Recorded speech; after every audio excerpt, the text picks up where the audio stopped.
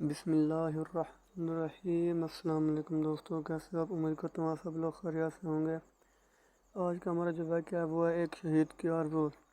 حضرت سعد بن ابی وقاص رضی اللہ عنہ کہتے ہیں کہ جنگ احد سے پہلے مجھ سے عبداللہ نے کہا اب ہم اللہ سے اپنی آرزو کی دعا کریں۔ میں نے کہا اچھا، ہم ایک کنارہ ہو گئے۔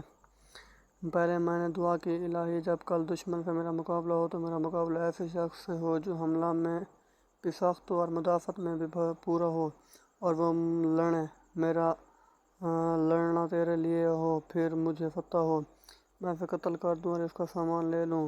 میری اس دعا پر عبداللہ نے کہا آمین۔ پھر عبداللہ نے اپنے لیے دعا کی الہی کل ایسے مرد سے جوڑا ہو جو حملہ اور مدافعت میں کامل ہو، ہم دونوں لڑیں، میرا لڑنا تیری راہ میں ہو اور پھر وہ مجھے قتل کر ڈالے، پھر میری ناک اور کان کاٹ ڈالے، اور جب میں تیرے سامنے حاضر ہوں دریافت فرمائے عبداللہ تیری ناک اور کان کیوں کاٹے گئے؟